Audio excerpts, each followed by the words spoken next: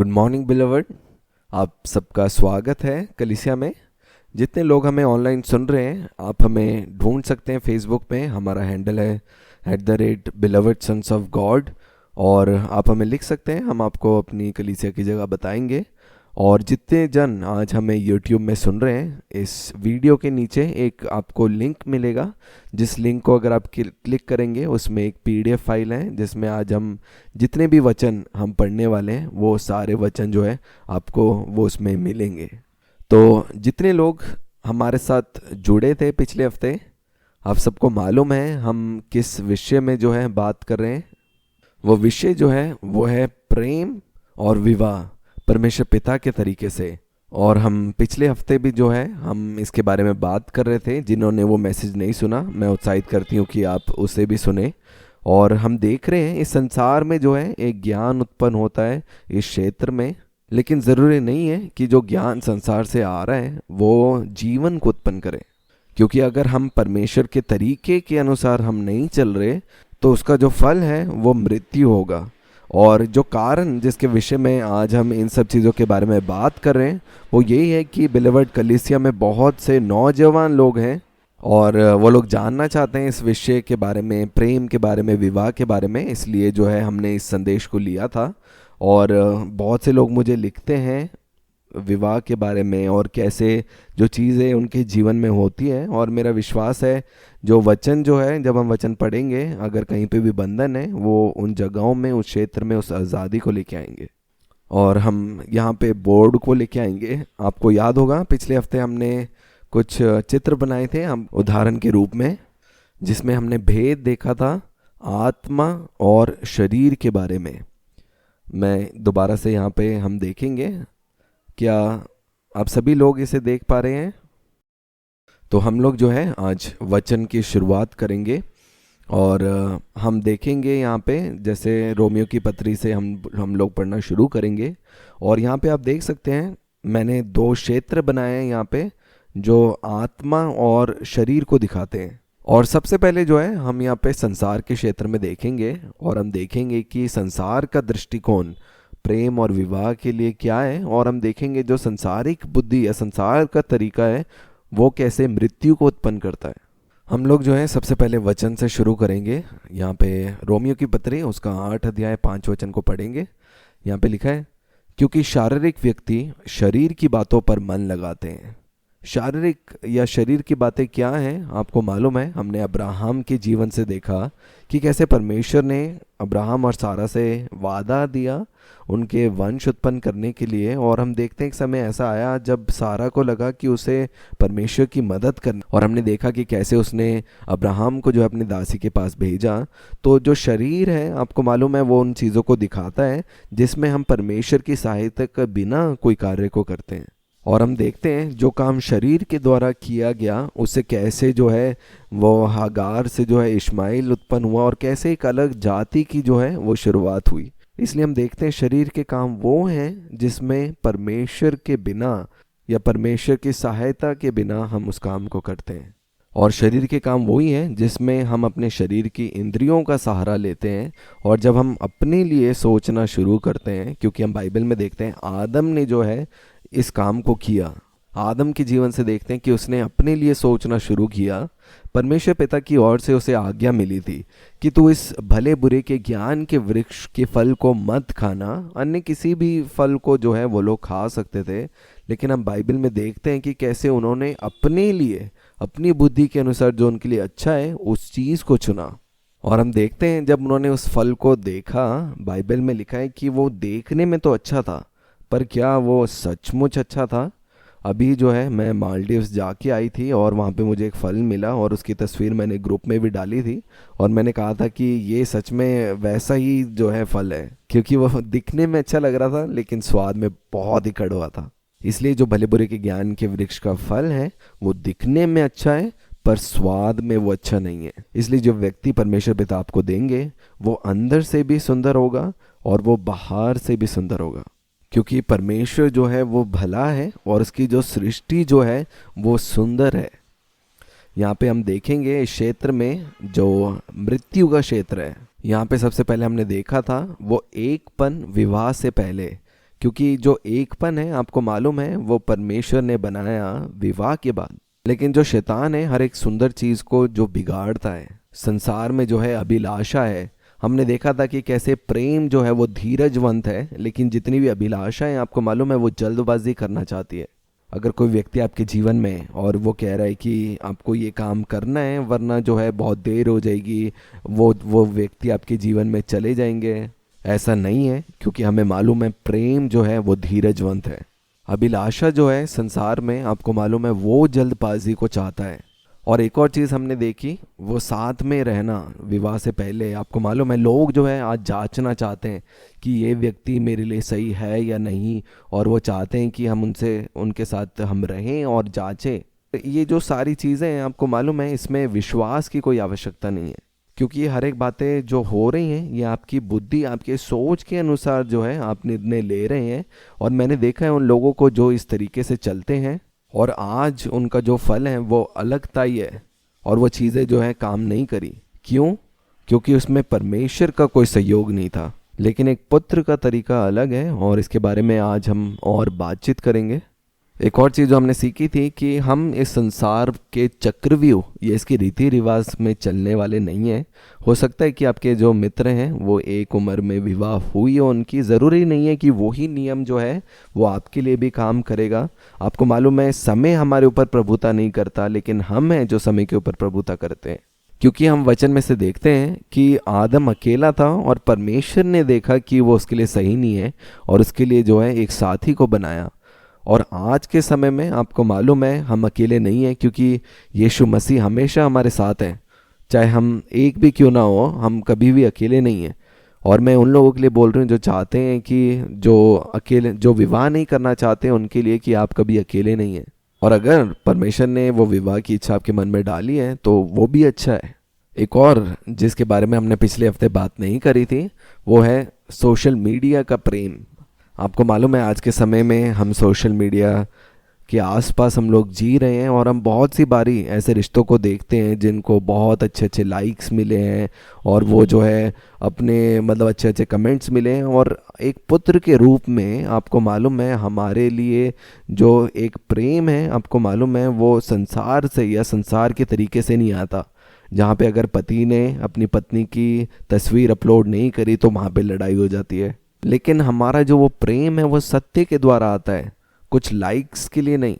आगे हम वचन में से देखेंगे, हम पढ़ेंगे रोमी की पत्री 8 अध्याय 5 वचन। यहाँ पे लिखा है, क्योंकि शारीरिक व्यक्ति शरीर की बातों पर मन लगाता है परंतु आध्यात्मिक आत्मा की बातों पर मन लगाता है। शरीर पर मन लगाना इस संसार के विधि के अनुसार या संसार के रीति के अनुसार चलना जो है वो मृत्यु को उत्पन्न करता है, परंतु आत्मा पर मन लगाना जीवन और शांति है। इसलिए हमने शारीरिक या संसार के तरीकों को देखा। मैं और आप जो हैं शारीरिक व्यक्ति नहीं हैं। आत्मा में जो प्रेम है वो जीवन और शांति उत्पन्न करता है, और हम प्रेम करते हैं आत्मा और सच्चाई में। मैंने ऐसे बहुत से पुत्र देखे जिसमें मैंने देखा कि जो रिश्ता जो है उसमें बहुत सुधार आया जब मैंने ये उनको बोला कि आपको मालूम है आप जो है पत्नी बाद में है, आप एक स्त्री बाद में है, आप एक माता बाद में है, आप एक बहन बाद में है, सबसे पहले आप जो हैं परमेश्वर के पुत्र हैं। और जब वो इस सत्य में जागते हैं उस जीवन और शांति को पाते हैं। जैसे हमने इस बात को पिछले हफ्ता भी सीखा था कि कैसे बहुत सी बारी जो हैं जो स्त्रियां जो हैं वो पहले जो है बात करना नहीं चाहती और वो चाहती हैं कि लड़का जो है आकर बात करे। लेकिन एक पुत्र के रूप में आपको मालूम है आप हैं जो जीवन देने वाला आत्मा है। अगर वो प्राण अगर बचा नहीं है तो वो किसके लिए इंतज़ार करता है? वो धार करता स्वयं आपके अंदर है, और वहाँ पे आप जो है जाकर वहाँ पे जीवन देंगे और वो आपके द्वारा वो व्यक्ति जो है उस जीवन को प्राप्त करेगा। लेकिन जब आप अपनी पहचान से आप कार्य करते हैं आपको मालूम है वो विजय पहले से आपकी है। मैं उत्साहित करती हूँ कि आप उस प्रचार को सुने, द लायन किंग। और मैंने ऐसी बहुत सी गवाही सुनी जहाँ पे जो लोग हैं उन्होंने जो है साहस के साथ बोलना शुरू किया और वो जितने भी बंधन थे उनके विवाह में वो सब जो है खुलना शुरू हो गए। आपको मालूम है, जब हम अपने शब्दों को सत्य के लिए खोलते हैं तो फिर चाहे आपका पति है, पत्नी है, आपके बच्चे हैं, आपको मालूम है वो सब लोग जो है उस सत्य से जीवन पाने के लिए आपकी तरफ देखेंगे। इसलिए सबसे पहली जो पहचान जिसमें हम बने हुए हैं वो हमारी पुत्र की पहचान है।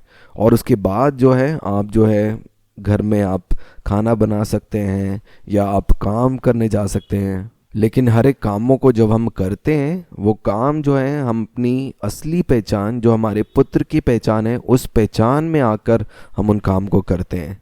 संसार में आपको मालूम है जो स्त्रियां जो है अपने पति पे निर्भर है चीज़ें मुहैया कराने के लिए, पर आपको मालूम है एक पुत्र जो है वो जीवन देने वाला आत्मा है हर एक क्षेत्र में। मैं अपने परिवार में देखती हूँ कि मेरे परिवार में सभी जन जो हैं वो देने वाले, जीवन देने वाले हैं। इसलिए मैं चाहती हूँ सबसे पहले आप अपने आप को एक पुत्र के रूप में देखें और उसके बाद हम बाकी अन्य काम करते हैं संसार में। और जब हम अपनी पहचान में चल रहे हैं, आपको मालूम है हम जो हैं हमेशा जीवन देने वाला आत्मा है। मेरा विश्वास है कि आप सभी जन जो सुन रहे हैं आप लोग समझ रहे हैं। आगे हम और अधिक वचन को देखेंगे और विवाह के बारे में जाने से पहले हम प्रेम और जैसे डेटिंग के बारे में हम सीख रहे थे। किसी ने मुझसे सवाल पूछा कि क्या मुझे कहीं पे जाना चाहिए या मुझे खोजना चाहिए। और पिछले हफ्ते हमने वचन से देखा था, हमने इसहाक के जीवन से देखा था, हमने उत्पत्ति की पुस्तक उसका 24 अध्याय से इसहाक के जीवन से हमने पढ़ा, हमने एस्तर के जीवन से देखा और हमने रूत के जीवन से भी देखा था। और एक चीज़ को पाया था कि जब हम पुत्र बनते हैं, आपको मालूम है आपका जो पूरा जीवन है वो पितापन में आता है। और इसलिए आप उस विश्राम स्थान में रहेंगे ये जानकर कि आप अनाथ नहीं, आप पितापन में हैं। हम एक वचन को पढ़ेंगे जो अब्राहम ने जब अपने सेवकों को भेजा था और उन्होंने जो प्रार्थना करी थी। हम पढ़ेंगे उत्पत्ति उसका 24 अध्याय उसका 12 वचन। यहाँ पे पढ़ेंगे, इस प्रकार से लिखा है, वे कहने लगा, हे मेरे स्वामी अब्राहम के परमेश्वर यहोवा, आज मेरे कार्य को सिद्ध कर और मेरे स्वामी अब्राहम पर करुणा कर। देख, मैं जल के इस सोते के पास खड़ा हूँ और नगरवासियों की बेटियां जल भरने के लिए निकली आती हैं। इसलिए ऐसा होने दे कि जिस कन्या से मैं कहूँ अपना घड़ा मेरी ओर झुका कि मैं पीऊँ, और वह कहे ले पी ले, पीछे मैं तेरे ऊँटों को भी पिलाऊंगी, ये वही हो जिसे तूने अपने दास इसहाक के लिए ठहराया हो। इस रीति मैं जान लूँगा कि तूने मेरे स्वामी पर करुणा की है। और हम देखते हैं यहाँ पे प्रार्थना केवल की गई कि परमेश्वर आप मेरे काम को जो है सिद्ध करो। और वो जो सिद्ध शब्द है, एक और शब्द जो वहाँ पे उपयोग हुआ है वो है कर्रा, जिसका अर्थ है सही समय पे सही काम। और वो परमेश्वर हैं जो उन कामों को स्थापित करते हैं। और इसीलिए जब लोगों ने मुझे मैसेज किया प्रेम और विवाह के संबंध में कि क्या हमें प्रार्थना करना चाहिए सही समय सही जगह पे सही लोग से मिलने के लिए कर्रा के बारे में, और मैंने एक बात को सोचा कि जब हम यीशु मसीह पे आए हैं हमने उस कर्रा में प्रवेश किया, एक विश्राम में, क्योंकि वो एक पूरा किया हुआ कार्य है। जैसे हमने मेरी मम्मी की गवाही सुनी कि कैसे उनको जब एक कपड़े चाहिए थे उसी तरह के कपड़े चाहिए थे, और जब वो दुकान में गए उस दुकान में वही कपड़ा जो है जो आउट ऑफ स्टॉक था वहाँ पे नहीं था, वो 2 सालों के बाद वो स्टॉक में आया और उन्हीं के साइज़ में जो है उनको जो चाहिए था वो उनको मिला। कितना ज़्यादा पितापन में, कितना ज़्यादा कर्रा में आपका जीवन रखा हुआ है, सही समय में सही जगह पे। और इसीलिए आपके जीवन में भी आपको मालूम है आपको कहीं पे भी भागने की ज़रूरत नहीं है। हर एक चीज़ें जो पिता ने आपके लिए रखी है वो आपके मार्ग में आपको वो मिलेंगी, क्योंकि आपका जो जीवन है वो उसके पूरे किए हुए कार्य में लिखा है। जगत की उत्पत्ति से पहले उन्होंने आपको ठहराया हुआ है, और हर एक लोग जब तक वो ना बुलाए कोई भी जन जो है आपके जीवन में नहीं आएंगे। और हमारा विश्राम यही है कि हमारा पूरा जीवन पितापन में है, और वही पहचान जो है हमें उस विश्राम के स्थान में बने रहने में मदद करती है। और हम देखेंगे वचन में से वो क्या चीज़ है जो आपको जो है उन व्यक्ति के जीवन में देखना चाहिए। सबसे पहले हम देखेंगे लड़कियों के लिए कि उनको लड़कों में क्या देखना चाहिए। हम जल्दी से पढ़ेंगे नीति वचन की पुस्तक उसका 19 अध्याय, नीति वचन 19 और उसका 22 वचन को पढ़ेंगे। यहाँ पे इस प्रकार से लिखा है, मनुष्य कृपा करने के अनुसार चाहने योग्य होता है। मनुष्य जो कृपा करता है, जो अनुग्रह करता है, क्योंकि बहुत सी बारी ऐसा समय आएगा विवाह में जब हो सकता है कि आप किसी चीज़ के विषय में अगर वाद विवाद है तो आपको एक ऐसा जन चाहिए जो अनुग्रह या कृपा दे सके। मैं ऐसे ऐसे लोग से मिली, आपको मालूम है, जो विवाह में है और उनके जो पति हैं, आपको मालूम है, वो बहुत ज्ञानी हैं। ज्ञानी मतलब उनको बहुत सारे वचन पता है, वो अनुग्रह के बारे में, वो कृपा के बारे में।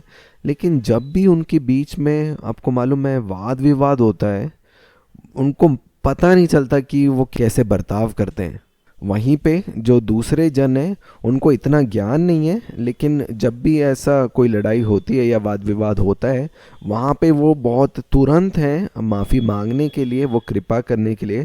क्योंकि जो अनुग्रह है वो आपकी बुद्धि से समझने वाली चीज़ नहीं है, वो आपके अंदर है, क्योंकि यीशु मसीह है जो अनुग्रह है। क्योंकि लिखा है अनुग्रह और सच्चाई जो है यीशु मसीह के द्वारा आई। जैसे हम देखते हैं रिबेका ने जो अनुग्रह या कृपा करी, जैसे जब पानी मांगा, केवल उनके लिए नहीं लेकिन वो जो है उनके ऊँटों के लिए भी जो है वो पानी उसने दिया।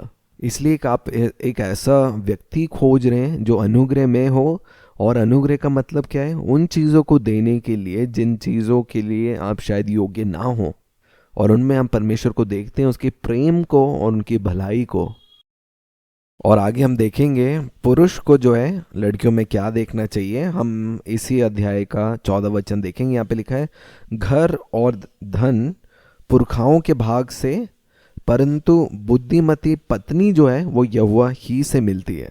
आपको मालूम है, जब आप अपने विवाह के लिए व्यक्ति को खोजते हैं, आपको मालूम है वो एक बुद्धिमती पत्नी है जो उस विवाह को आगे तक लेके जाती है।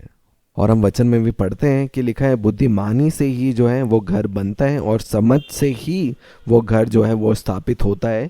इसलिए जितने भी लड़के हैं, जब वो अपने होने वाली पत्नी को ढूंढ रहे हैं, आप बुद्धि को आप उनके अंदर देखें, और संसारिक बुद्धि नहीं, लेकिन वो बुद्धि जो वचन पर आधारित है। अगर मैं अपने जीवन से बोलूं, मुझे याद है शुरुआती दिनों में मेरे जैसे मम्मी है, वो जो है एक उदाहरण है एक बुद्धिमान स्त्री की। क्योंकि मुझे याद है जब हम छोटे छोटे हुआ करते थे और जैसे ही घर में पापा आते थे, मम्मी जो है हमें अपने अपने कमरों में भेजती थी और कहते थे कि अब ये समय है मम्मी और पापा का, इसलिए आप जो है बीच में मत आना। और जैसे ही पापा घर आते थे, ये लोग जो है बातें करते थे। पापा जो है हर एक चीज़ों को बांटते थे, उनके साथ पूरे दिन में क्या क्या हुआ उनके काम के बारे में। और वहाँ पे मेरी मम्मी जो है उनके काम के लिए जो है उनको सलाह देती थी। और हमने शुरुआत से देखा है कि चाहे कुछ भी चीज़ें होती थी, आपको मालूम है हम ज़्यादातर अपनी मम्मी के तरफ होते थे, क्योंकि हमें मालूम था कि जो मम्मी जो निर्णय ले रही हैं वो सही हैं। और क्योंकि मुझे मालूम है मेरी मम्मी बहुत सुंदर है और उनके पास वो सब कुछ है, लेकिन उस चीज़ ने जिसने उस विवाह को बांध के रखा, मुश्किल समय में भी वो बुद्धिमान स्त्री को एक प्रतीक या चिन्ह को दिखाती है। और इसीलिए मेरे पापा ने भी जो है वो चीज़ को जो है मेरी मम्मी के अंदर देखा, और इतने साल वो बीत गए। उस समय में भी मेरी मम्मी जो है वो साहसी थे बोलने के लिए, और उस सलाह पे जो है जो मम्मी देती थी उस पे पापा ने जो है अमन किया। और इसलिए जब भी किसी जन से मैं मिलती हूँ, मैं ये बोलती हूँ, आपको मालूम है शरीर जो है वो घटता जाएगा, लेकिन आप उनके अंदर जो जीवन है उस जीवन को आप देखें, क्योंकि वो जो जीवन है राज्य में कभी भी नहीं मरेगा। क्योंकि जो स्वर्ग का जीवन है, आपको मालूम है, वो हमेशा बढ़ता और बढ़ोतरी में वो जाते जाता है। क्योंकि जो शरीर की सुंदरता है वो घटती जाएगी समय के साथ, लेकिन जो बुद्धि और जो जीवन है वो समय के साथ बढ़ता जाएगा। इसलिए जब हम इस संसार में चलते हैं, हम इस संसार के तरीके से नहीं, लेकिन जो हमारा परमेश्वर पिता के तरीके हैं, हम उस तरीके के अनुसार चलने वाले व्यक्ति हैं। और इसीलिए अगर कोई भी जन आपके जीवन में आता है, सबसे पहले कार्य आप क्या करते हैं? उन्हें आप पिता को आप परिचय कराते हैं, उनको यीशु मसीह का परिचय कराते हैं। जैसे हमने पिछले हफ्ते भी सीखा था कि अगर वो आपके जीवन में आए हैं और वो यीशु मसीह को या पिता को नहीं जानते, और अगर आप नहीं बोलेंगे तो वो कैसे जानेंगे? और हो सकता है उनके बारे में सुनकर वो जन जो है भाग जाए, लेकिन अगर कोई जन भाग रहा है तो उनको भागने दें। हम वचन में भी देखते हैं, यूहन्ना का सुसमाचार उसका 3 अध्याय 16 वचन में इस प्रकार से लिखा है कि परमेश्वर ने जगत से ऐसा प्रेम किया कि जितनों ने भी उस पर विश्वास किया वो नाश न होए परंतु अनंत जीवन पाए। और जब यीशु मसीह आए, वो इस संसार पर दंड की आज्ञा को नहीं, लेकिन उस उद्धारता को, उस अनंत जीवन को देने के लिए वो आए हैं। और उसके नीचे लिखा है कि जितने लोग अंधकार में थे, ज्योति इस संसार में आई, पर उन्होंने ज्योति को ग्रहण नहीं किया क्योंकि उनके काम बुरे थे। आपको मालूम है, आपके अंदर ज्योति है, और हर एक जन जो उस ज्योति को ग्रहण नहीं करना चाहता वो भागेंगे। इसलिए अगर कोई जन है वो आपके जीवन से जाना चाहता है क्योंकि आपने उनको यीशु मसीह या पिता के बारे में बताया है, तो आप निराश मत हो, आपका मन अशांत ना हो, लेकिन आप जाने कि आपका जो पूरा जीवन है वो पूरे किए हुए कार्य में है। और यीशु मसीह ने आपके लिए एक बहुत अच्छा जो है वो योजना बना के रखी हुई है। इसलिए आप घबराएं ना, और यीशु मसीह के बारे में उनका परिचय कराने के लिए आप मत डरें। आगे अब हम वचनों में से देखेंगे, हम देखेंगे यीशु मसीह के प्रेम के बारे में भी, लेकिन उससे पहले हम ये वचन पढ़ेंगे 2 कुरिन्थियों की पत्री 6 अध्याय उसके 14 वचन से। यहाँ पे लिखा है, असमान जुए में ना जूतो। हम पढ़ेंगे 14 वचन में लिखा है, अविश्वासियों के साथ असमान जुए में ना जूतो, क्योंकि सहीपन और असहीपन का क्या मेल जोल, या ज्योति और अंधकार की क्या संगति, और मसीह का बलियाल के साथ क्या लगाव, या विश्वासी के साथ अविश्वासी का क्या नाता, और मूर्तियों के साथ परमेश्वर के मंदिर का क्या संबंध। क्योंकि हम तो जीवते परमेश्वर के मंदिर हैं, जैसे परमेश्वर ने कहा है, मैं उनमें बसूंगा और उनमें चला फिरा करूंगा, और मैं उनका परमेश्वर हूँगा और वे मेरे लोग होंगे। आपको मालूम है, मैंने बहुत सी बारी ऐसा देखा है, जैसे वचन में यहाँ पे बताया है, अगर आप मसीह में और कोई जन आपके जीवन में आ रहा है और वो आपको कह रहा है कि मैं आपसे बहुत प्यार करता हूँ, आपको मालूम है अगर वो शरीर में है, हर एक चीज़ें जो उससे जुड़ी है आपको मालूम है वो घटती जाएगी। अगर वो मसीह में नहीं है, आप उनके साथ जो है बॉलीवुड के बारे में बात करोगे, गाड़ी के बारे में, काम के बारे में, सड़क के बारे में, लेकिन वो सब चीज़ें जो है मरी हुई हैं। लेकिन अगर एक व्यक्ति जिनके साथ आप राज्य के बारे में, प्रकाशनों के बारे में बात कर रहे हैं, आपको मालूम है वो हमेशा बढ़ता जाएगा। और अगर हम वचन से भी देखते हैं, जब हम यीशु मसीह के जीवन में देखते हैं, आपको मालूम है यीशु मसीह जब इस संसार में चले, बहुत सी भीड़ जो थी वो यीशु मसीह के पास आती थी उनसे सुनने के लिए, वो उनसे आकर्षित थी। और ये सिर्फ इसलिए नहीं था कि यीशु मसीह जो है दिखने में बहुत अच्छे थे, लेकिन हर एक बातें जो यीशु मसीह बोलते थे उसमें जीवन था, वो जीवन देने वाला आत्मा थे। और यीशु मसीह ने कहा कि मैं आया हूँ कि तुम जीवन पाओ और तुम बहुतायत का जीवन पाओ। इसलिए जब व्यक्ति जो आपके मार्ग में आया है, जो आपसे जुड़ा है, आपको मालूम है आप उनको व्यक्तिगत जो है वो यीशु मसीह के साथ जोड़ें। ऐसे नहीं कि आप मेरे लिए प्रार्थना करो, उनको व्यक्तिगत जो है एक नज़दीकी रिश्ते में पिता के साथ जुड़ने दो। उनको बाइबल स्टडी में आप लेके आओ या कलीसिया में आप उनको लेके आओ, और उनकी निर्भरता जो है वो आप पे नहीं लेकिन वो पिता पर आधारित होने दो। क्योंकि अगर कल को लड़ाई होगी, आपको मालूम है वो आपके ऊपर आधारित नहीं होंगे, लेकिन वो समय में भी खड़े रहेंगे, क्योंकि वो जो नींव है वो आप पे ऊपर नहीं लेकिन वो यीशु मसीह पे आधारित है। इस चीज़ को मैंने अपने जीवन में भी पाया है। जो रिश्ता मेरे भाई के साथ, मेरी मम्मी के साथ है, बहुत सी बारी जो है मेरे मुंह से कुछ चीज़ें निकल जाती है, पर आपको मालूम है कभी भी जो है वो चीज़ें बिगड़ती नहीं है, क्योंकि वो रिश्ता कभी भी जो है वो प्रिया के ऊपर आधारित नहीं था। वो रिश्ते जो हैं वो यीशु मसीह पे आधारित हैं। आगे हम बात करेंगे चिन्ह के बारे में। ये बहुत ख़ास है। हम जितने भी जन यहाँ पे इकट्ठा हुए हैं, हम सभी जो हैं हमने यीशु मसीह पे विश्वास किया, हम उनके राज्य में एक नई सृष्टि हैं, हम उनके प्रिय पुत्र हैं। और आपको मालूम है कभी भी जब आप इस बात को देखेंगे, परमेश्वर पिता हमेशा जो है अंदर से बाहर काम करते हैं। वो कभी भी आपको सपना या फिर बादलों में ऐसा लिखकर नहीं देंगे कि ये व्यक्ति है जो सही है आपके लिए। स्वर्ग राज्य जो है इस प्रकार कार्य नहीं करता।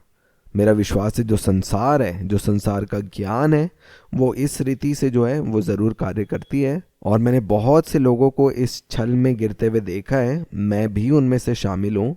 और मुझे अभी भी लगता है बहुत सी कलीसियों में जो इसका प्रचार होता है, इन चिन्ह के द्वारा जो है आप फिर भी जो है भटकाए जा सकते हैं, क्योंकि हर एक चीज़ जो बाहरी प्रगटीकरण से अगर वो निर्णय ले रहे हैं, वो सब चीज़ें जो है वो परमेश्वर की सहायता के बाहर है।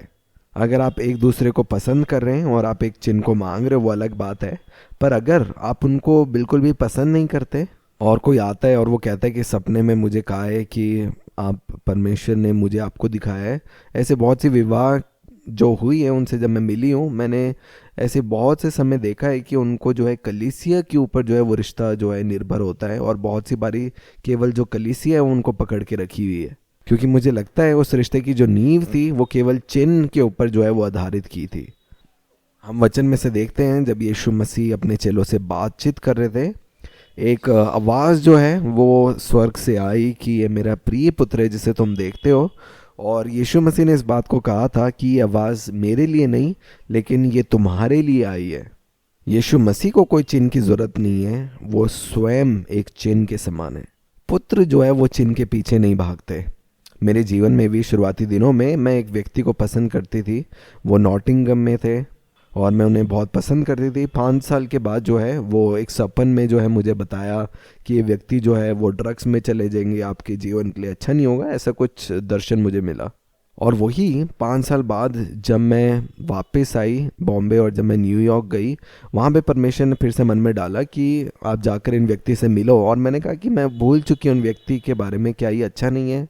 लेकिन परमेश्वर पिता ने विवश किया और जब मैं उनसे मिली, आपको मालूम मेरे अंदर से उनके लिए कोई भावना नहीं थी। क्योंकि एक चीज़ पर मैंने जब विश्वास किया था इतने लंबे समय तक, मेरा जो मन और मेरा जो समझ है वो एक नहीं हो पा रहे थे। क्योंकि जो उससे पहले है मैं बहुत रोई भी थी, क्योंकि मुझे लग रहा था कि हाँ शायद यही है मेरे लिए। क्योंकि हर एक चिन्ह को देखकर मुझे लगा था कि हाँ यही सही व्यक्ति है। और आप कल्पना करें, जब मुझे उनके जीवन के बारे में पता चला, जैसे दिखाया था, मालूम चला हाँ वो ड्रग्स में है। मैंने उनको जो है यीशु मसीह के बारे में बताया, उन्होंने ब्लॉक कर दिया, उन्होंने कहा मुझे इससे कुछ भी नहीं चाहिए। और वो सारे कार्य इसीलिए थे क्योंकि मुझे सच में लगा था कि शायद यही है जो परमेश्वर पिता की ओर से है। और अब मैं सोचती हूँ सच में मैंने अपने जीवन में बहुत से मूर्खता के काम जो है वो किए हैं। और वहाँ पे जो मेरा मन है, आपको मालूम है, वो फिर वो समझ के साथ एक हुआ जहाँ पे मुझे मालूम पड़ा कि नहीं प्रिया, आपको ये नहीं चाहिए। और कल्पना करें अगर मैं वहाँ पे नहीं जाती, उनसे नहीं मिलती, मुझे हमेशा से यही लगता कि मुझे कुछ चाहिए था और मैं उसे प्राप्त नहीं कर पाई। और वो दिखाना चाहते थे कि मैं स्वयं जो है उस चीज़ को नहीं चाहती अपने लिए। और आज जो है वो पिता ने मुझे दिखाया और वो जो सत्य जो है मेरे अंदर प्रकट हुआ, और मेरे मन में ऐसा कुछ भी नहीं है कि मुझे कुछ चाहिए था और पिता ने मुझे नहीं दिया। और ये ज़रूरी था कि मैं अपनी तरफ से जो है उनको क्षमा करूं, क्योंकि उन्होंने जो है मेरा दिल दुखाया था। और जिस समय मैंने उनको क्षमा किया, उसी साल जो है वो किसी और व्यक्ति से मिले और उनका विवाह हुआ, और मैं खुश हूँ उनके लिए। बेशक उन्होंने ब्लॉक किया हुआ है मुझे, लेकिन मेरे कहने का मतलब यही है, क्यों मैं आपके साथ ये बांट रही हूँ कि हर एक चिन्ह जो आए वो सब ऐसे कह रहे थे कि हाँ यही जो है सही व्यक्ति है आपके लिए। और मुझे मालूम चला कि सही में ये जो था परमेश्वर की ओर से नहीं था। और आप कैसे जानेंगे कोई व्यक्ति अगर आपके जीवन में है कि वो परमेश्वर की ओर से है या नहीं?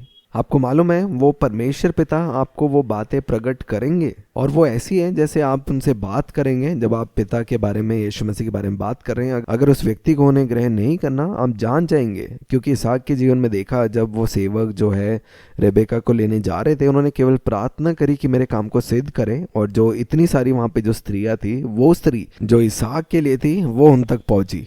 इसलिए अपने जीवन के हर एक बातों में आपको मालूम है आप केवल पवित्र आत्मा के नियंत्रण में रहे। क्योंकि जो व्यक्ति परमेश्वर पिता ने आपके जीवन के लिए रखा है, परमेश्वर पिता वो अनुग्रह और कृपा जो है आप दोनों के मन में उत्पन्न करेंगे। इसलिए आप जहाँ पे भी है, जिस भी व्यक्ति से मिल रहे हैं, ज़रूरी है कि सबसे पहले आप वो जीवन देने वाला आत्मा बने, उस पुत्र की पहचान में। हम लोग आगे चलेंगे, वचनों को देखेंगे। हम पढ़ेंगे गलातियों की पत्री से आत्मा और शरीर। आपको मालूम है हम कैसे जानेंगे कोई चीज़ जो है वो शरीर से है या फिर वो आत्मा है? हम वचन में से देखेंगे, गलातियों की पत्री उसका 5 अध्याय और उसका 16 वचन से पढ़ेंगे। यहाँ पे लिखा है पवित्र आत्मा द्वारा संचालन। 16 वचन, पर मैं कहता हूँ आत्मा के अनुसार चलो कि तुम शरीर की लालसा किसी रीति से पूरी ना करोगे। क्योंकि शरीर के विरोध में और आत्मा शरीर के विरोध में लालसा करता है, और ये एक दूसरे के विरोधी हैं, इसलिए कि तुम करना चाहते हो वह ना करने पाओ, और यदि तुम आत्मा के चलाए चलते हो तो व्यवस्था के अधीन ना रहे। अब यहाँ पे 19 वचन में हम देखेंगे जो शरीर के काम है वो क्या है। यहाँ पे लिखा है, शरीर के काम तो प्रकट है, अर्थात व्यभिचार। व्यभिचार के बारे में आप सब लोग जानते हैं। गंदे काम, लूचपन, मूर्ति पूजा, और लिखा है टोना, बैर, किसी से भी बैर नहीं रखना, झगड़ा, ईर्ष्या, क्रोध। आपको मालूम है बहुत सी बारी जब हम क्रोध में होते हैं हमारे मुंह से ऐसी चीज़ें निकलती हैं जो आत्मा के द्वारा नहीं है, वो क्रोध में निकलती है, और वो सब जो है ये शरीर है, वो आत्मा नहीं है। और आगे लिखा है विरोध, फूट, विधर्म और डा। और ये ऐसे ही है जैसे आपको मालूम है जब मैं मसीह में नहीं थी शुरुआती दिनों में, मेरी मम्मी भी है इस चीज़ की गवाही देंगे कि कैसे मैं हमेशा से जो है अपनी इंडस्ट्री में जो है टॉप जो है फैशन डिज़ाइनर बनना चाहती थी। लेकिन जिस समय मैं यीशु मसीह को मैंने अपनाया और यीशु मसीह को जाना, वो सारी इच्छाएं जो है वो चली गई, और सब कुछ जो था वो यीशु मसीह के बारे में था। और हर एक चीज़ें जो मैं करती थी वो इच्छाएं वो बदल गई, और मैंने यीशु मसीह को जो है पहला स्थान रखा। और यहाँ तक कि मैंने कभी नहीं सोचा था कि मैं कलीसिया की एक स्थापना करूँगी, लेकिन मैं हमेशा से उस समय को मैं ढूंढती थी जिसमें केवल मैं और मेरे पिता हैं, और मुझे उनसे बातचीत करना पसंद था। और मैंने एक चीज़ को जाना कि आज भी जब मैं अपने जीवन को देखती हूँ मैंने वो सब चीज़ें हासिल करी है। आज मैं जो काम करती हूँ, जो मैं पाना चाहती थी, वो सब चीज़ें मुझे पिता ने दी है। और ये ऐसी ही है कि जब मैंने पिता को पहले रखा, पिता ने मुझे हर एक क्षेत्र में जो है फिर पहले रखा। और परमेश्वर पिता चाहते हैं कि जितनी भी ये चीज़ें हैं ये आप सबको मिले, लेकिन पिता चाहते हैं कि वो जो चीज़ें या वो वस्तुएं हैं वो कभी भी आपके जीवन में वो पहला स्थान ना लें, क्योंकि वो आपके प्रति एक जलन रखने वाला परमेश्वर है। यहाँ पे वचन में देखेंगे, यहाँ पे लिखा है शरीर के काम तो प्रकट है, अर्थात व्यभिचार, गंदे काम, लूचपन, मूर्ति पूजा, टोना, बैर, झगड़ा, ईर्ष्या, क्रोध, विरोध, फूट, विधर्म, ढा, मतवालापन, लीला क्रीड़ा और इनके जैसे और काम हैं। आपको मालूम है आप अपने जीवन में, अपने पारिवारिक जीवन में आप कभी भी अगर आप देखेंगे अगर वहाँ पे झगड़ा है या कोई बात किसी ने कही है जिसको बुरा लगा है, आपको मालूम है आप हैं जो वो मेल कराने वाले हैं, या आप वो एक ऐसे व्यक्ति हैं जो पूरे परिवार को जो है वो जोड़े हुए हैं, ना कि उनको अलग करे हुए। और इसका अर्थ ये नहीं है कि आप सब लोग साथ में रह रहे हैं। मैंने जैसे पिछले सुसमाचार में कहा था कि ज़रूरी है कि जो पुरुष है वो अपने माता पिता से अलग होकर जो है पत्नी से एक होकर रहे। और इसका अर्थ ये नहीं है अगर जो लड़का है वो अपनी माता से, अपने पिता से अलग होकर रह रहे हैं कि वो उनसे प्रेम नहीं करते, लेकिन आप उस सत्य में जो वचन है उसके ऊपर आप खड़े हुए हैं। और फिर देखना पिता जो है आपके लिए उन सारी चीज़ों का जो है ध्यान रखते हैं जिनके लिए आप भागते हैं। आप हमेशा, एक पुत्र जो है वो मेल कराने वाला है। अगर कभी भी कुछ विवाद है, आपको मालूम है आप शांत होते हैं, क्योंकि जो है उस बातचीत को जीतना मायने नहीं है। ऐसा ना हो कि उस बातचीत को जीतने के लिए आप उस दूसरे व्यक्ति को आप खो दें। आगे हम वचन में पढ़ेंगे, लिखा है शरीर के काम तो प्रकट है, अर्थात व्यभिचार, गंदे काम, लूचपन, मूर्ति पूजा, टोना, बैर, झगड़ा, ईर्ष्या, क्रोध, विरोध, फूट, विधर्म, ढा, मतवालापन, लीला क्रीड़ा और इनके जैसे और काम हैं। इनके विषय में मैं तुमसे पहले से कह देता हूँ, जैसा पहले कह भी चुका हूँ, कि ऐसे ऐसे काम करने वाले परमेश्वर के राज्य के वारिस ना होंगे। और आगे 22 वचन में लिखा है पर आत्मा का फल प्रेम। आत्मा में हम देखते हैं जो फल उत्पन्न होते हैं वो क्या है? प्रेम। और ये जो प्रेम है आपको मालूम है सिर्फ बोलने वाला प्रेम नहीं है। यीशु मसीह ने जो है हमसे प्रेम किया, और केवल कहा नहीं, लेकिन जो है यहाँ तक प्रेम किया कि उसने मृत्यु भी सह ली।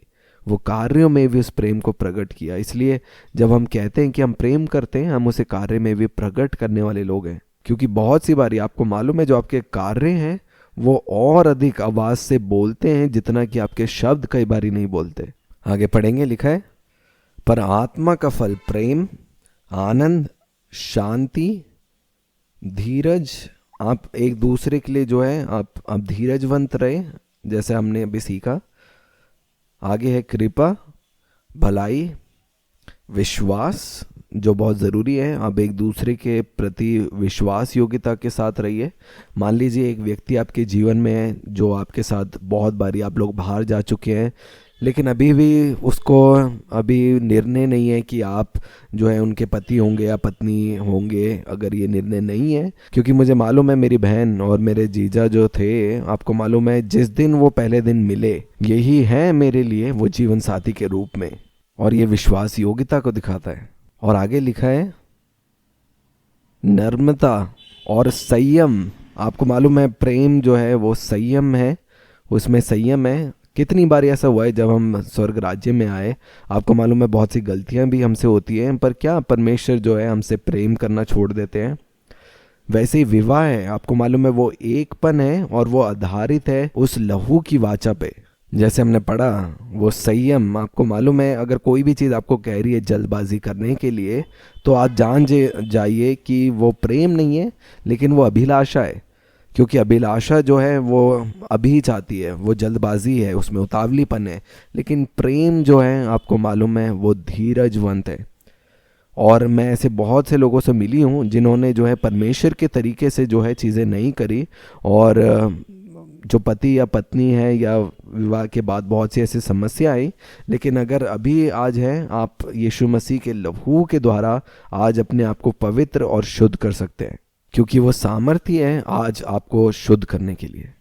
हम पुराने नियम में देखते हैं जो एक श्राप के रूप में आया उत्पत्ति में, वो यही था कि जो विवाह हुआ, पति जो है उस विवाह के बाहर जो है दूसरी स्त्रियों को वो खोजेगा, व्यभिचार के रूप में। व्यभिचार एक श्राप है, लेकिन सहीपन में सारी चीज़ें जो हैं आपकी सुरक्षित है उस लहू के द्वारा।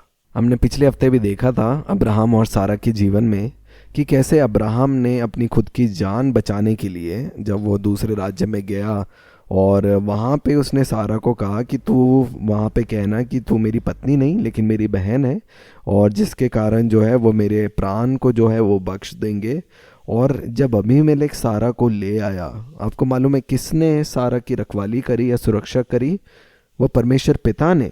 और अबीमेलेक को भी दर्शन में दिखाया कि जो स्त्री है ये कौन है, और अबीमेलेक ने कहा कि मुझे मालूम नहीं था, मुझे तो उस व्यक्ति ने ऐसे ही कहा था, और परमेश्वर ने कहा मुझे मालूम है, इसलिए मैंने जो है तुझे वो व्यभिचार करने से रोक रखा, और तू इसे जाने दे कि मैं पूरे राज्य की जो स्त्री है उनके गर्भ को, उनके कोख को खोल दूं, क्योंकि उस वक्त परमेश्वर ने सभी स्त्रियों के गर्भ को बंद कर दिया था।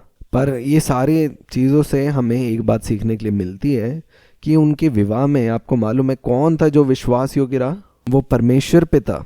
और वो सहीपन था, क्योंकि अब्राहम जो था परमेश्वर की दृष्टि में सही गिना गया। और सहीपन का जो एक वरदान वो यही है कि वहाँ पे व्यभिचार नहीं है।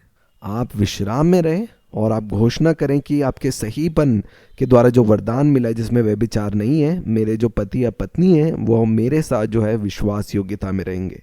आप है जो मेरे विवाह को जो है पकड़े हुए हैं।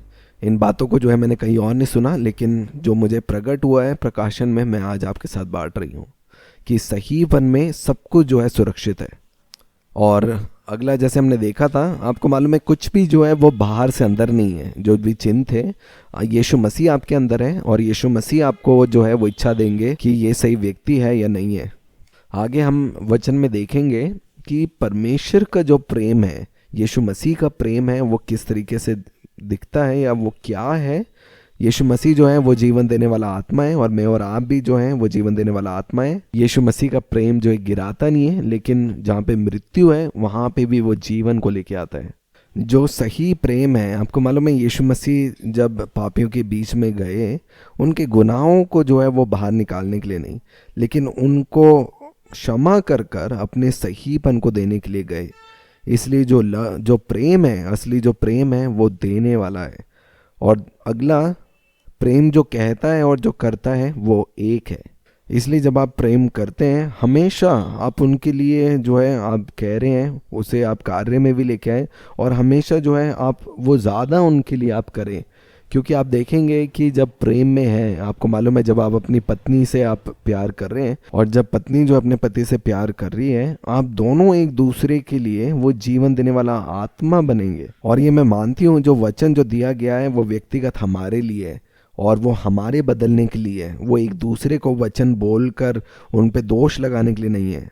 आप वचन पढ़े, आप अपने आप को बदलने दें और एक पुत्र की पहचान में, अब जाने वो विवाह 2 लोगों के बीच में नहीं, लेकिन वो 3 लोगों के बीच में है। वो पिता है आपके साथ तमाम चीज़ों में। इसलिए हर एक रिश्तों में जहाँ पे आप नहीं भूलते आप कौन है, उन रिश्तों में आप पाएंगे कि वो नियंत्रण या संतुलन जो है वो हमेशा बना हुआ है। गड़बड़ी वहाँ पे आती है जहाँ पे हम भूल जाते हैं कि हम कौन हैं, कि हम परमेश्वर के पुत्र हैं और हम जो है हम पत्नी पहले बनने की कोशिश करते हैं या पति पहले बनने की कोशिश करते हैं। लेकिन जब हम पुत्र की पहचान में आते हैं, आप जानेंगे कि आपको कुछ भी चीज़ें नहीं चाहिए सबसे पहले, क्योंकि आप हैं जो देने वाले हैं। आप जानेंगे कि सब कुछ देने वाले जो हैं वो परमेश्वर पिता हैं और उस गड़बड़ी के बीच में सही रीति और वो संतुलन को वापस आता हुआ आप देखेंगे। आपके रिश्ते की जो नींव है किसी मनुष्य पर आधारित ना हो, लेकिन वो नींव परमेश्वर पिता पे आधारित होने दो।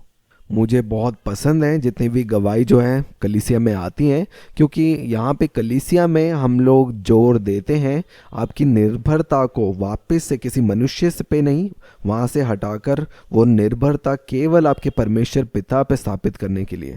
और मुझे बहुत अच्छा लगता है जो गवाही आपके जीवन में उत्पन्न होती है। मेरे जीवन में भी एक गवाही जो थी, अभी कुछ दिनों पहले मैं मालदीव्स में थी और वहाँ पे जो है मैंने जो स्कूबा डाइविंग करने का मैंने निर्णय लिया और मैंने सोचा कि क्यों ना जो है स्कूबा डाइविंग की जाए। और जब मैं वहाँ पे नीचे पानी में गई, मुझे जो है स्विमिंग थोड़ी आती है थोड़ी नहीं आती, और मैंने जो मेरे साथ जो इंस्ट्रक्टर था और उनको मैंने कहा कि ठीक है आप मुझे छोड़ सकते हैं। और जब मैं नीचे गई, मैं आनंद ले रही थी, जो मछलियाँ थी, पानी के अंदर का जो नज़ारा था, मैं आनंद ले रही थी। और मुझे पता नहीं चला कि कैसे मैं तैरते तैरते मैं छिछले पानी से हटकर जो है मैं अचानक से गहरे पानी की ओर जाना मैंने कब शुरू किया। और जिससे मैं सांस ले रही थी उस पाइप से जो है पानी जो है वो आना शुरू हो गया और मैं अचानक से जो है मैं हाथ पैर मार रही थी और मुझे जो है वो बात भी याद आई कि पुत्र जो है वो डूब नहीं सकते। और मैं जो मेरा इंस्ट्रक्टर है मैं उनका नाम भी लेकर मैं चिल्ला रही हूँ, पर उस समय आप देख सकते हैं कि कितनी बेचैनी थी और उतल पुतल थी और मेरा शरीर भी जो है वो ठीक से काम नहीं कर रहा था। और मैं सोचने लगी कि नहीं, अभी जो है मेरा जो समय जो है वो अभी नहीं आया। और उस समय में आप कल्पना करेंगे एक शब्द मेरे पास आया, यीशु मसीह ने क्या कहा, और उन्होंने कहा, मैंने सुना मेरे अंदर वो आवाज़ आई, प्रिया शांत रहो। क्योंकि उस समय जो थी बहुत उतावलीपन चल रही थी, मैं हाथ पैर मार रही थी तो मेरे जो पाँव में जो था वो मोच आ गई थी और मैं अपने हाथ से जो है वो ऊपर आने की कोशिश कर रही हूँ। और मेरे मुंह में जो है वो नकाब जो पहनते हैं स्कूबा डाइविंग के वक्त, वो सब चीज़ें जो है गॉगल्स और ऑक्सीजन के लिए जो है वो सब लगा हुआ है और मैं चिल्ला भी नहीं, कुछ बोल भी नहीं पा रही हूँ। मैं बुला रही थी अपने ट्रेनर को और तब शब्द मुझे मिला, विश्राम।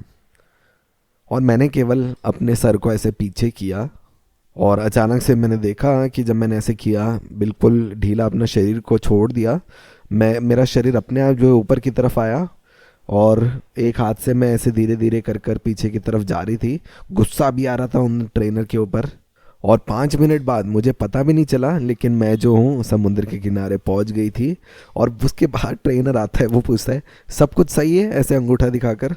और मुझे गुस्सा आया, पर मुझे मालूम था कि मुझे किसी और की आवश्यकता नहीं है। मैंने उसे कहा कि हाँ सब ठीक है।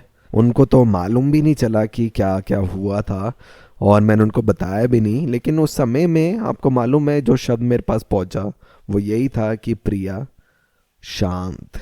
और जैसे मैंने वहाँ पे विश्राम किया, मेरा जो शरीर है वो ऊपर आ गया। और एक चीज़ मैंने जाना, आपको मालूम है वो पानी है जो आपको पकड़े हुए, वो अद्भुत एक अनुभव मेरे साथ हुआ। और आपको मालूम है आपका जो जीवन है वो कितना अधिक पितापन में है। ऐसी एक और घटना मेरे साथ हुई थी जब मैं नॉटिंगम में थी।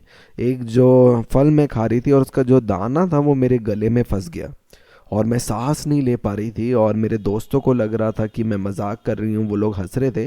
लेकिन अचानक से मैंने 2 हाथ को महसूस किया अपने पास और उसने मेरे पेट को दबाया और वो जो दाना जो था वो मेरे गले से बाहर निकल गया। और मैं चाहती तो जब वो ट्रेनर आया था मैं उसको गुस्सा कर सकती थी, मैं बोल सकती थी कि आपने देखा क्यों नहीं। पर एक चीज़ मैंने जाना कि मेरे पिता जो हैं वो मेरे लिए देख रहे हैं और यीशु मसीह आपके अंदर हैं। और वो जो शब्द मेरे अंदर उत्पन्न हुआ वो यही था कि प्रिया शांत, आप डूब नहीं रहे हैं, मैंने आपका ध्यान रखा है, आप केवल विश्राम करो। और जब मैंने विश्राम किया, मैंने बताया मेरा शरीर ऊपर आ गया और पानी जो है मुझे धीरे धीरे कर कर वो समुद्र के किनारे ले गया। एक और चीज़ जो हमने देखी है, आपको मालूम है जब लिखा है कि पति और पत्नी जो है एक दूसरे के अधीन रहे, हम जो है अधीन होते हैं जो सत्य उनके अंदर है उसके प्रति। हम जो है आंख बंद कर जो है सब कुछ चीज़ में हम अधीन नहीं होते। मान लीजिए अगर कोई व्यक्ति है जो विश्वास में नहीं है और वो आपको कह रहा है किसी अन्य जगहों में जाने के लिए और बाकी चीज़ें हैं, आपको मालूम है हम अधीन होते हैं उस सत्य में जो उनके अंदर है। और आप सत्य को कैसे पहचानोगे? वचन में आप देखें, यीशु मसीह जो है चीज़ें प्रकट करते हैं और संसार जो है वो छिपाना चाहते हैं।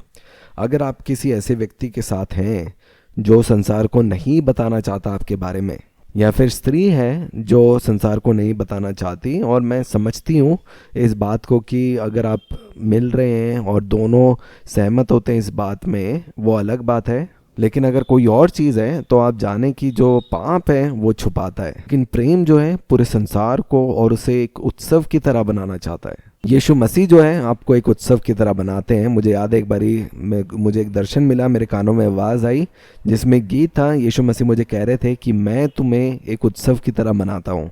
आप इसकी बात की कल्पना करें, परमेश्वर पिता ने अपनी सबसे कीमती चीज़ अपने इकलौते पुत्र को दे दिया ताकि आपको वापस से जो है अपने पास लेके आ सके। तो कितना अधिक आपको अपने आप को उत्सव की तरह मनाना चाहिए। और जितना अधिक आप अपना ध्यान रखना आप शुरू करेंगे, पिता आनंदित होते हैं और वो और अधिक आपको देते हैं, क्योंकि फिर आप उनकी सबसे कीमती चीज़ का जो है ध्यान रख रहे हैं। आगे जो है हम लोग वचन से और अधिक हम सीखेंगे। हम जो है अब विवाह के बारे में देखेंगे। हम पढ़ेंगे इफिसियों की पत्री से, इफिसियों की पत्री उसका 5 अध्याय और हम इसके 15 वचन से पढ़ेंगे। यहाँ पे इस प्रकार से लिखा है, इसलिए ध्यान से देखो कि कैसी चाल चलते हो, निर्बुद्धियों के समान नहीं पर बुद्धिमानों के समान चलो, अवसर को बहुमूल्य समझो क्योंकि दिन बुरे हैं। इस कारण निर्बुद्धि ना हो पर ध्यान से समझो कि प्रभु की इच्छा क्या है। दाखरस से मतवाले ना बनो क्योंकि इससे लूचपन होता है, पर आत्मा से परिपूर्ण होते जाओ और आपस में भजन और स्तुति गान और आत्मिक गीत करो और अपने अपने मन में प्रभु के सामने गाते और कीर्तन करते रहो और सदा सब बातों के लिए हमारे प्रभु यीशु मसीह के नाम से परमेश्वर पिता का धन्यवाद करते रहो। मसीह के भय से एक दूसरे के अधीन रहो। और आगे 22 वचन में लिखा है, हे पत्नियों अपने पति के ऐसे अधीन रहो जैसे प्रभु के। तो ये जो रिश्ता है ये पति और पत्नी के बीच में है, कोई तीसरा जन नहीं है। और मैं समझती हूँ जब कलीसिया है, कलीसिया जो है अगुवाई कर रहे हैं उनकी आत्मिक उन्नति करने के लिए। और तभी यहाँ पे वचन में लिखा है कि जो पत्नियाँ हैं, हे पत्नियों अपने अपने पति के ऐसे अधीन रहो जैसे प्रभु के। आपको मालूम है यहाँ पे कलीसिया में भी हर एक काम जो आप करते हैं, चाहे आप आराधना कर रहे हैं, जब चाहे आप कुर्सियां रख रहे हैं, कोई भी आप कार्य कर रहे हैं, आप वो कार्य प्रभु के लिए कर रहे हैं। और अगर आप उसको अधीनता के साथ कर रहे हैं, आपको मालूम है हर एक चीज़ें जो आप मसीह के लिए करते हैं वो दुगना कर कर बढ़ोतरी कर कर जो है वो आपको वापस देते हैं। जब यीशु मसीह पतरस के पास आए और यीशु मसीह ने पतरस की नाव मांगी, यीशु मसीह ने उस नाव पर चढ़कर प्रचार किया, लेकिन पतरस को हर एक चीज़ जो उसको चाहिए थी, शायद वो उसके लिए हफ्तों भर संघर्ष कर रहा हो, वो उसे कुछ सेकंड में जो है वो प्राप्ति मिल गई। लेकिन हर एक चीज़ें जो आप परमेश्वर के हाथ में देंगे वो हमेशा जो है दुगनी तिगनी चौगुनी होकर जो है वो वापस आपको मिलेगी। जब कोई भी कार्य आप कलीसिया में कर रहे हैं, चाहे वो प्रभु की मेज़ को तैयार करना है, वो कौन उस काम को कर रहा है? वो यीशु मसीह काम कर रहे हैं। अगर यीशु मसीह को दो जन चाहिए कार्य करिए, कौन तैयार होगा? कौन आएगा यीशु मसीह के नाव पे? आप लोग समझ रहे हैं? आगे हम देखेंगे लिखा है, और आगे लिखा है, हे पत्नियों अपने पति के ऐसे अधीन रहो जैसे प्रभु के, क्योंकि पति पत्नी का सिर है, जैसे कि मसीह कलीसिया का सिर है, यीशु मसीह जो है कलीसिया के लिए क्या कर रहे हैं, वो कलीसिया की उन्नति कर रहे हैं, उसका ध्यान रख रहे हैं, वो उसको बढ़ा रहे हैं। और वैसे ही जो पति हैं वो पत्नियों के ऊपर राज्य करने के लिए या उन पे जो है हुक्म चढ़ाने के लिए नहीं है, लेकिन लिखा है वचन में कि जैसे मसीह कलीसिया का सर है और स्वयं ही देह का क्या है, उद्धार करता है, वो कलीसिया से प्रेम करने वाले हैं। और आगे लिखा है, पर जैसे कलीसिया मसीह के अधीन है, वैसे ही पत्नियां भी हर बात में अपने अपने पति के अधीन रहें। मेरा ये विश्वास है जब आप एक दूसरे से प्रेम करते हैं, स्वाभाविक रूप से आप इन कामों को करेंगे। और आगे लिखा है इसके 25 वचन में, हे पतियों, अपनी अपनी पत्नी से प्रेम रखो जैसे मसीह ने भी कलीसिया से प्रेम करके अपने आप को उसके लिए दे दिया, कि उसको वचन के द्वारा जल के स्नान से शुद्ध करके पवित्र बनाए। आपको मालूम है बहुत सी बारी जब आप किसी वाद विवाद में हैं और उस समय में आपको मालूम है आप जो है, अगर वो क्रोधित करने वाले हैं, आप कहिए कि आप बहुत ही शांत हैं, क्योंकि जब आप ऐसा कर रहे हैं आप उस व्यक्ति के ऊपर जीवन को आप बोल रहे हैं। क्योंकि मेरे साथ भी ऐसी हुआ, जब मैं वहाँ पे डूबने वाली थी और ट्रेनर मेरे पास आके पूछ रहा है सब ठीक है, मेरा मन किया उसको बोलने के लिए, पर मैं शरीर में नहीं है, मुझे मालूम है आत्मा में मेरे लिए सत्य यही है कि जो पुत्र है वो कभी डूब नहीं सकता। और मैंने उस समय में अपनी पहचान शरीर में नहीं लेकिन आत्मा में अपने आप को पाया। और ये मेरा विश्वास है कि वो बना ही नहीं था मुझे देखने के लिए वो डूबते हुए, क्योंकि मेरा जो बचाने वाला है वो नहीं है ट्रेनर, मेरा बचाने वाला यीशु मसीह है जो मेरे अंदर है। आगे हम पढ़ेंगे 26 वचन से लिखा है कि उसको वचन के द्वारा जल के स्नान से शुद्ध कर कर पवित्र बनाए और उसे एक ऐसी तेजस्वी कलीसिया बनाकर अपने पास खड़ी करे जिसमें ना कलंक, ना झुर्री, ना कोई और ऐसी वस्तु हो, वरन पवित्र और निर्दोष हो। और इसी प्रकार उचित है कि पति अपनी अपनी पत्नी से अपनी देह के समान प्रेम रखे। जो अपनी पत्नी से प्रेम रखता है वो अपने आप से प्रेम रखता है। आपको मालूम है ज़रूरी है विवाह में सबसे पहले जो प्रेम जो है हम जुड़े हम परमेश्वर पिता के साथ हैं, और जब हम परमेश्वर पिता से वो प्रेम प्राप्त करते हैं, जब हम जागते हैं उनके प्रेम के बारे में, तब वो जो प्रेम है आपको मालूम है तब जाकर हम उस प्रेम को एक दूसरे को भी देने पाते हैं। क्योंकि अगर आप अपने आप से प्रेम नहीं करते, अगर आप नहीं जानेंगे कि परमेश्वर पिता आपसे प्रेम करते हैं, तो आप कैसे दूसरे व्यक्ति से आप प्रेम कर सकते हैं। इसलिए अगर आपको मुश्किल है एक दूसरे से प्रेम करना, उसका मतलब जड़ यही है कि आप नहीं जानते कि परमेश्वर पिता आपसे कितना प्यार करते हैं।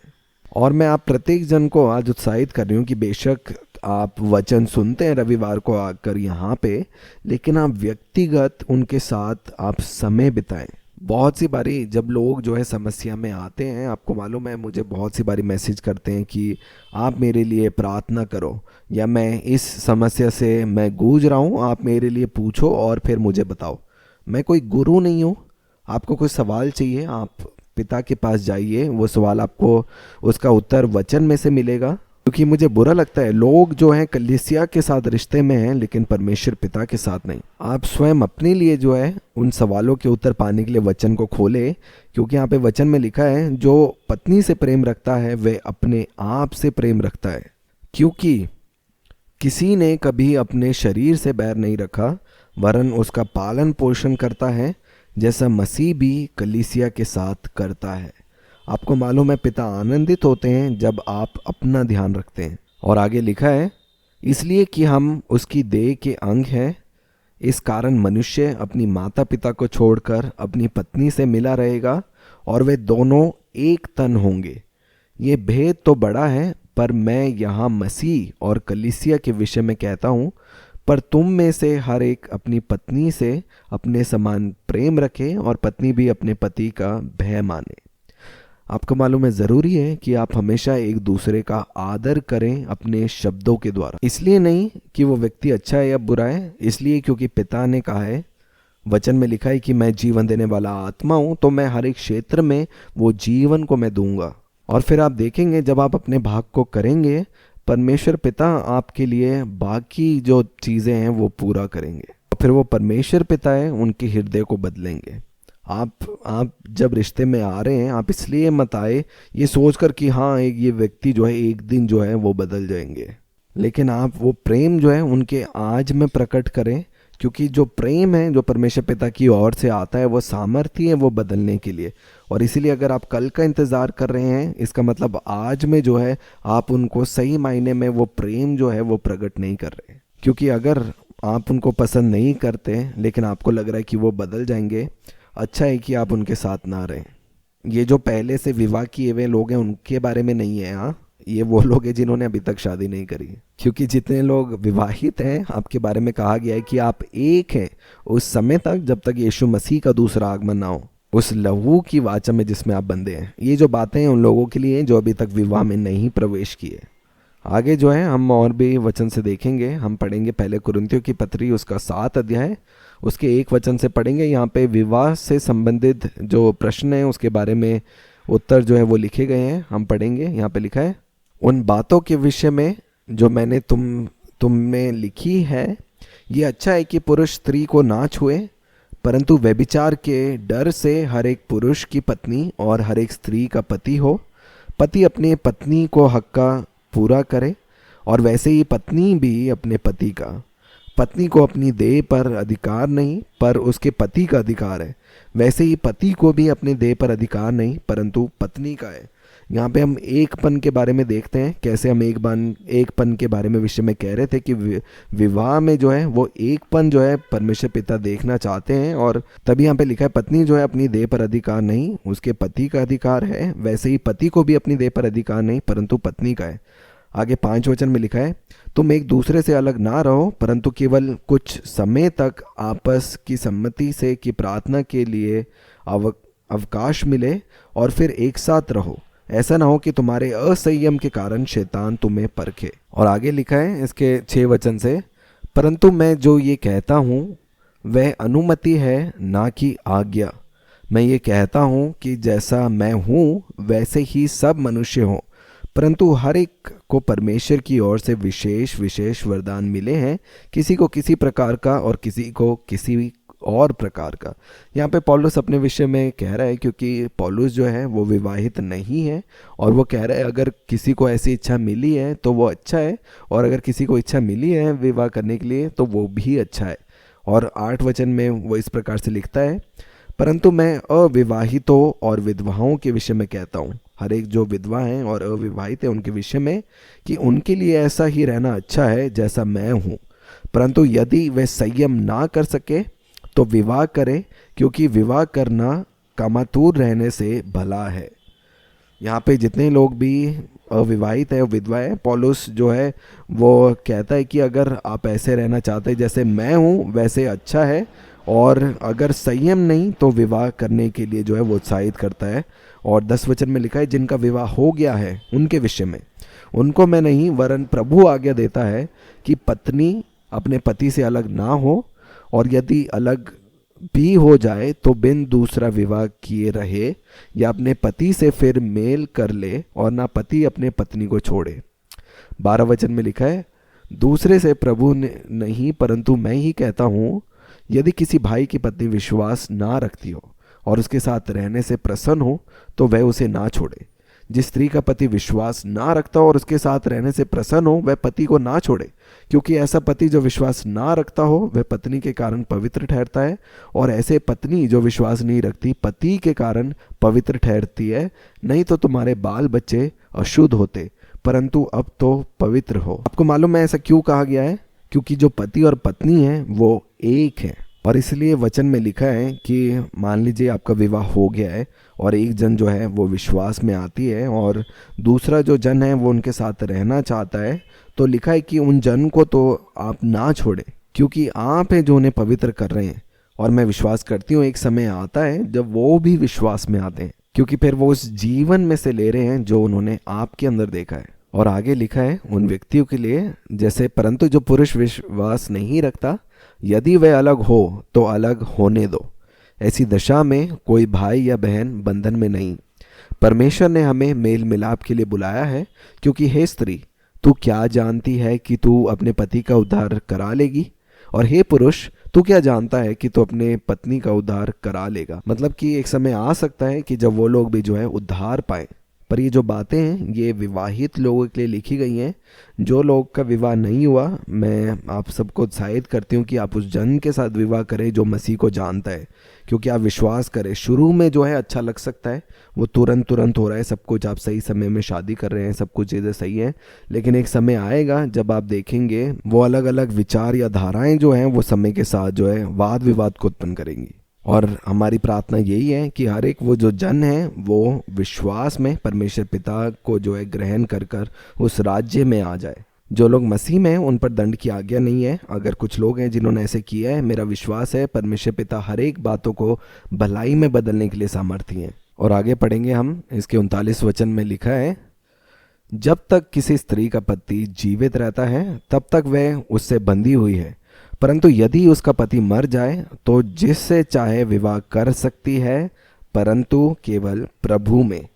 आगे लिखा है, परंतु जैसी है यदि वैसे ही रहे तो मेरे विचार में और भी धन्य है, और मैं समझता हूँ कि परमेश्वर का आत्मा मुझ में भी है। आगे हम पढ़ेंगे पहला पतरस की पत्री उसका 3 अध्याय और उसका 1 वचन से पढ़ेंगे। यहाँ पे पति और पत्नी के विषय में लिखा है। पहला पतरस 3 अध्याय 1 वचन, हे पत्नियों, तुम भी अपने पति के अधीन रहो, इसलिए कि यदि इनमें से कोई ऐसे हो जो वचन को ना मानते हो तो भी तुम्हारे भय सहित पवित्र चाल चलन को देखकर बिना वचन के अपनी अपनी पत्नी के चाल चलन के द्वारा खींच जाएं। मतलब आपका जो चाल चलन है उसके द्वारा ही जो है लोग मसीह को जो है उस सुसमाचार को पहचानने वाले हों। क्योंकि जब आप अपनी पहचान में चल रहे हैं, आपको मालूम है हर एक समस्या आपके सामने घुटने टेकती है। चाहे मेरे विषय में था, जब पानी जो है मुझे डुबाने की कोशिश कर रहा था, क्या मेरा रिश्ता जो वहाँ पे इंस्ट्रक्टर था उसके साथ जुड़ा हुआ है? नहीं, लेकिन वो मसीह जो मुझ में है उन्होंने मुझे याद दिलाया विश्राम, शांत रहने के लिए उस समय में, और मैं वहाँ से उस परिस्थिति से बाहर आ पाई। पर वो निर्भरता थी मेरे परमेश्वर पिता की ओर। और जब आप वचन में बने हैं, आप जानेंगे कि वो वचन है जो आपको पकड़े हुए है। हम गड़बड़ी को बहुत बारी अपने रिश्ते में देखते हैं, क्योंकि कहीं ना कहीं किसी क्षेत्र में हमने अपनी पहचान को छोड़ा था। क्योंकि हो सकता है आप विवाह में एक पत्नी के रूप में आप व्यस्त हो गए, एक माँ के रूप में आप व्यस्त हो गए, कि आप वो उत्तम भाग जो परमेश्वर के चरणों में था, वो जो समय जो उनके साथ एक पन में, वो जो निर्भरता यीशु मसीह में थी, वो समय जब अलग हो गया या दूर हो गया, तभी जो है वो गड़बड़ी को अनुमति मिलती है आने के लिए। लेकिन जब हम सारी चीज़ों में अपनी पहचान जो परमेश्वर की पुत्र की पहचान को पहले रखते हैं, आपको मालूम है जो भी समस्या थी वो समस्या आपके सामने घुटने टेकेंगी, क्योंकि आप नहीं भूले कि आप कौन हैं। और मैं आपको आज ये बोल रही हूँ क्योंकि ये चीज़ें, ये वचन को पूरा होता हुआ हमने देखा है गवाहियों के रूप में, कि जहाँ पे पति या पत्नी है, जब वो अपनी पहचान में बने हुए हैं, वो जो उनके साथी हैं वो और अधिक उनके साथ उस प्रेम में जुड़ रहे हैं। वो सत्य बोलने के द्वारा पत्नी जो है वो दूर नहीं जा रही, लेकिन अब और अधिक वो नज़दीकी में जुड़ रहे हैं, क्योंकि आपने सत्य बोलना शुरू किया है। सत्य जो है बहुत सी बारी जो है वो तूफान को दिखा सकता है, लेकिन वो हमेशा आपको वो शांत जगहों में लेके जाता है। 10 सालों तक जब मैं अपनी मम्मी को अपने परिवार में सुसमाचार को बता रही थी, सब कुछ जो है वो तूफान की तरह दिख रहा था, क्योंकि मेरा रिश्ता जो था वो वचन पे आधारित था। संसार मुझे कहता था अपने शब्दों को रोकने के लिए, लेकिन जब वो शांत होने के लिए बोलते हैं, मैं और जोर से मैं बोलती थी। मैं अपने दरवाजे को बंद करती थी, मैं प्रचार को जो है ऊंची आवाज़ में करती थी, मैं आराधना सुनती थी जोर से, ताकि वो आवाज़ जो है वो चारों तरफ गूंजने दो। और ये दोष का वचन नहीं है, ये अनुग्रह का है। परमेश्वर पिता आपसे प्रेम करते हैं। और आज मैं देखती हूँ वो सभी जो जन हैं वो स्वर्ग राज्य में है। वो इसीलिए क्योंकि पुत्र नहीं भूला कि वो कौन है। हर एक रिश्ते में आप याद रखें कि आप माता बाद में हैं, आप पत्नी बाद में हैं, आप पति, भाई, बहन सब जो है बाद में है, लेकिन सबसे पहले आप पुत्र हैं। इसलिए आप उस सत्य की सेवकाई जो है प्रेम के साथ करें, और फिर आप देखेंगे आपके सारे जो रिश्ते हैं वो खड़े रहेंगे, वो हमेशा जीवन को उत्पन्न करेंगे। आगे हम वचन में से देखेंगे, यहाँ पे लिखा है, तो भी हम तुम्हारे भय सहित पवित्र चाल चलन को देखकर बिना वचन के अपनी अपनी पत्नी के चाल चलन के द्वारा खींच जाए, तुम्हारा श्रृंगार दिखावटी ना हो, अर्थात बाल गुतना और सोने के गहने या भांति भांति के कपड़े पहनना, वरन तुम्हारा छिपा हुआ और गुप्त मनुष्यत्व नर्मता और मन की दीनता की अविनाशी सजावट से सुजित रहे, क्योंकि परमेश्वर की दृष्टि में इसका मूल्य बड़ा है। पूर्व काल में पवित्र स्त्रियां भी जो परमेश्वर पर आशा रखती थी, अपने आप को इसी रीति से संवारती और अपने अपने पति के अधीन रहती थी। जैसे सारा अब्राहम की आज्ञा में रहती और उसे स्वामी कहती थी, इसी प्रकार तुम भी यदि भलाई करो और किसी प्रकार के भय से भयभीत ना हो तो उसकी बेटियां ठहरोगी।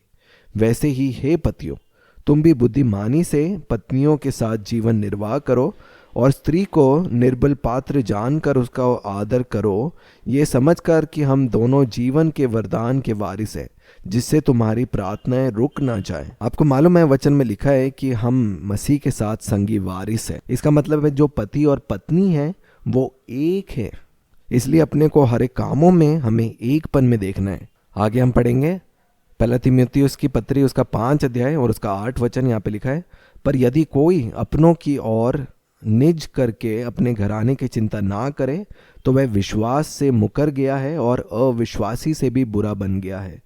पुत्र हमेशा जो है वो जीवन देने वाला है हर एक क्षेत्र में।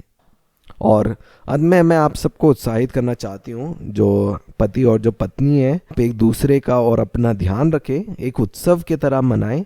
और मेकअप लगाना नहीं लगाना इसका अर्थ ये नहीं है कि एक पवित्र है और एक अपवित्र है, क्योंकि अगर आप एक स्त्री से विवाह कर रहे हैं क्योंकि वो मेकअप नहीं लगाते, मैं एक जन से मिली, उन्होंने इसलिए एक स्त्री से विवाह कर ली कि वो मेकअप नहीं लगाते और कुछ समय बाद जो है फिर उनका अलग भी हो गए, क्योंकि ये जो बातें हैं ये सब शरीर की बातें हैं। पिता चाहते कि आप अपने आप को एक उत्सव की तरह मनाएं, क्योंकि दोनों ही सही हैं। क्योंकि अगर एक की इच्छा है मेकअप लगाने के लिए वो लगा सकते, जिनके अंदर नहीं है वो नहीं लगा सकते। और बहुत सी बारी मैंने देखा है जो नहीं लगाते वो दोष लगाते हैं उन पर जो मेकअप करते हैं, उसके विपरीत मैंने कम देखा है। मुझे कोई समस्या नहीं है उन पे जो मेकअप नहीं लगाते, लेकिन जो लोग नहीं लगाते उनको जो है वो दिक्कत है। अरे मैं अपने आप को एक उत्सव की तरह मनाना चाहती हूँ और मैं चाहती हूँ मैं हर दिन ऐसे जीऊँ जैसे मेरा जन्मदिन हो। आप अपने आप को एक उत्सव की तरह मनाओ, क्योंकि यीशु मसीह आपको एक उत्सव की तरह मनाते हैं। मुझे याद है जब लॉकडाउन भी था, आपको मालूम है मैं अच्छे से कपड़े पहनकर मैं तैयार होकर जो है मैं बाहर निकलती थी, चाहे मुझे सिर्फ अपनी बिल्डिंग से नीचे जाना होता था कूड़ा फेंकने के लिए।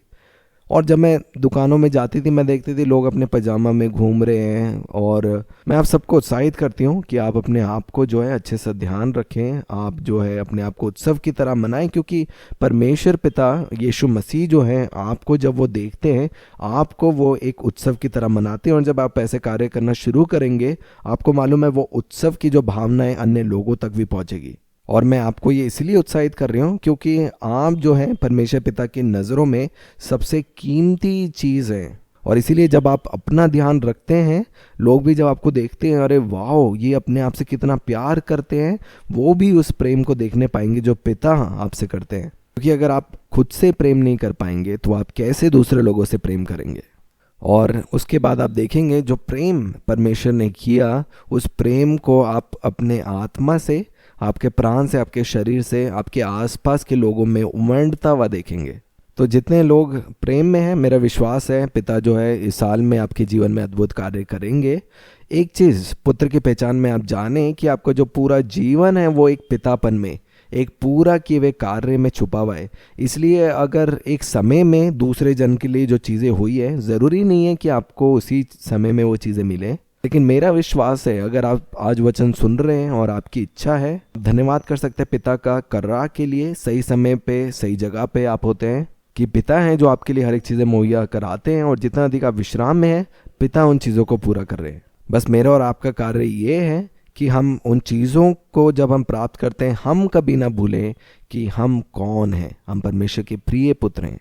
तो क्यों ना हम आत्मिक भेंट देंगे आज। मेरे पीछे गए पिता आपका धन्यवाद, मैं आपके राज्य में आपका बेटा हूँ। यीशु मसीह आप मेरे महायाजक हैं और आज जो आत्मिक उन्नति आपके वचन के द्वारा आई है उसका 10वां हिस्सा मैं आपको देता हूँ। आप जो हैं, आप सब लोग जो सुन रहे हैं आप मेरे साथ जो है धन्यवाद कर सकते हैं। Let's begin to worship Jesus with everything that you heard. Oh, rahadariya rarapa, shiklara tararapa, stiriya ranama bahadariya rarapa, kulororopa.